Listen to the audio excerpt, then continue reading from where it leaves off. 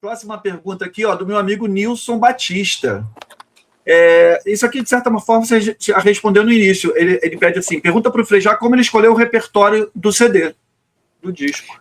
Como eu falei antes, o repertório foi escolhido por quatro pessoas, né?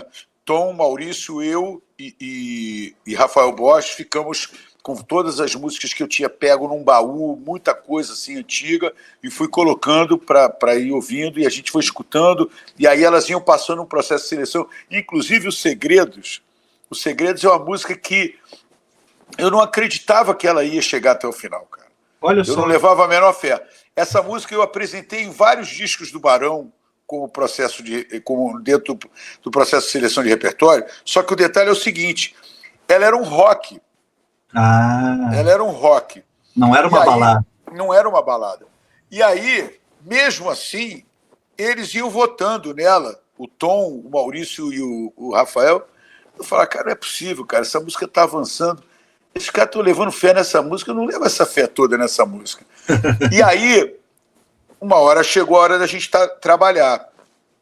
E aí a gente estava fazendo a gravação, e aí o Tom falou assim, cara, e se a gente fizesse essa música como balada? Eu falei, Tom, pega aquele disco do Lenny Kravitz que está ali, toca aí. Vamos achar a pulsação dela. Porque eu ouvi, na hora que ele falou isso, eu me ouvi cantando naquele tempo daquela música ali. Aí a gente só pegou o andamento da música, peguei o violão, comecei a tocar ela naquele andamento, virou Os Segredos que é hoje. Olha só, olha só.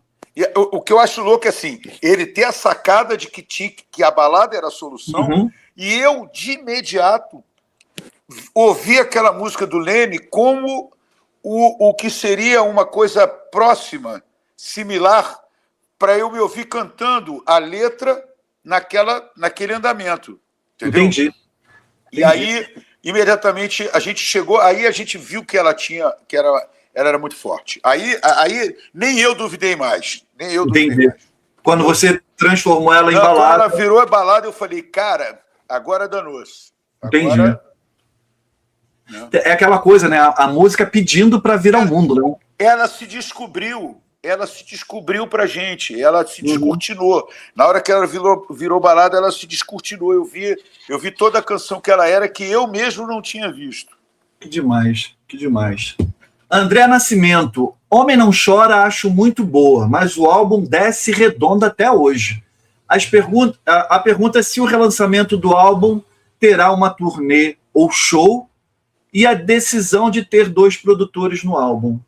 Bom, a decisão de ter 2 produtores eu falei já, né? Porque tinha essa parte mais soul pop que eu queria deixar a cargo do Max, que é o Mais Perfeito, tem mais algumas outras, o Sol de Domingo, tem tem mais uma outra aqui. Agora eu não estou lembrando.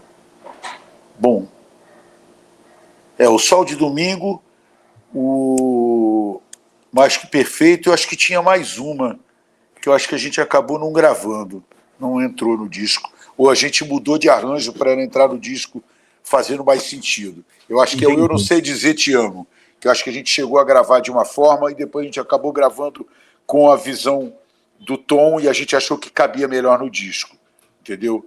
Até curioso isso, eu nem lembrava disso, mas eu acho que aconteceu isso mesmo. E a outra pergunta que ele fez foi... Se vai ter show essa coisa de show em relação a discos que são considerados referenciais, assim, eu acho interessante, mas eu acho muito difícil fazer um show desse disco, que teria que ter metais, teria que ter uma produção que fica complicado de levar para o palco, entendeu? E tem várias dessas músicas que eu nunca toquei ao vivo. Várias delas eu nunca toquei ao vivo. Então eu não sei nem como é que eu faria para isso acontecer.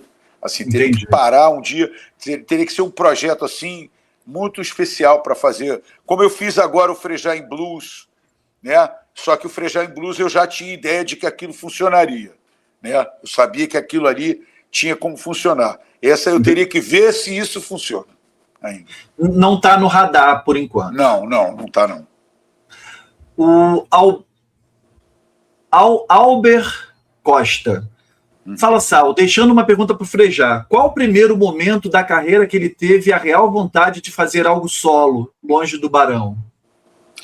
Olha, na verdade foi exatamente esse momento que eu falei ali, de eu estar andando na praia. Na verdade, foi uma constatação de que se não fosse acontecer ali, não deveria acontecer depois, entendeu? Porque aí eu estaria tentando forçar uma barra. Eu achava que a hora ou era ali ou não seria mais. Então eu achei que valia a tentativa.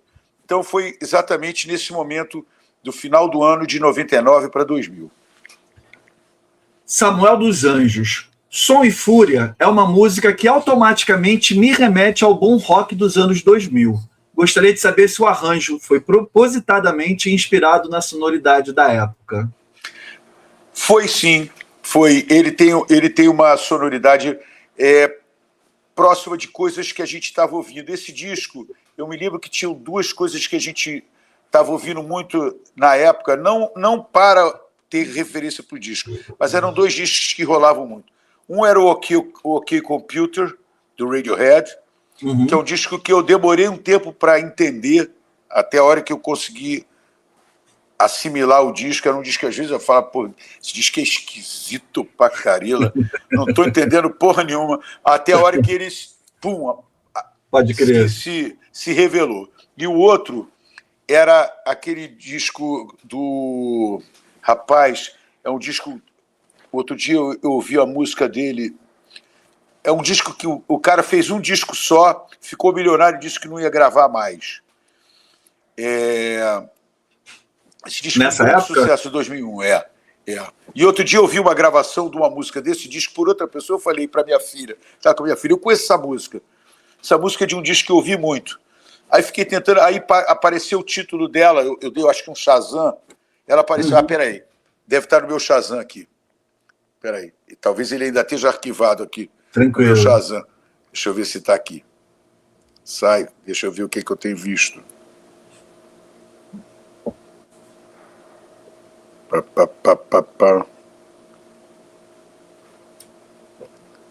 Caramba. É que toda hora eu dou uma catada aqui em coisas.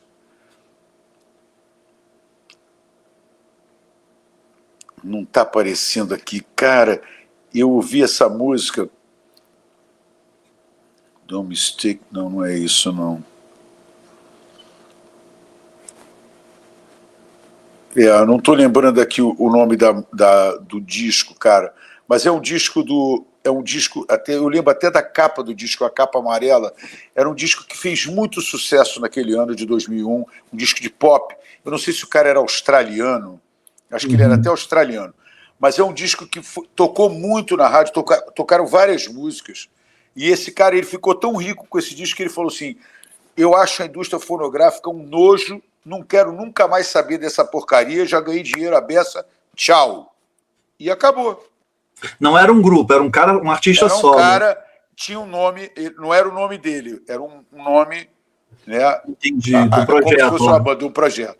E ele fez esse disco, é um disco que a gente ouvia muito, uma capa amarela, agora eu não vou lembrar do nome. Outro dia eu lembrei dele porque eu ouvi com a minha filha essa música, eu achei que eu tinha procurado no Shazam, então eu devo ter lembrado de cabeça alguma hora o nome do disco. Não. Provavelmente vai aparecer alguém que vai assistir a gente. Que vai lembrar, vai escrever nos comentários.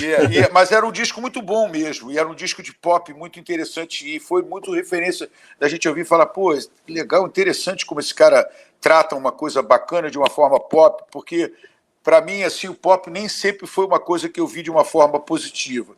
Muitas vezes eu achava uma coisa muito industrial, muito pré-produzida, sabe? Feita de uma forma muito artificial. Entendi. Com o tempo, eu comecei a perceber que tinham coisas pop que elas tinham, às vezes, um processo de produção artificial, mas a canção maravilhosa estava lá. E eu passei a respeitar muito isso, assim, entendeu?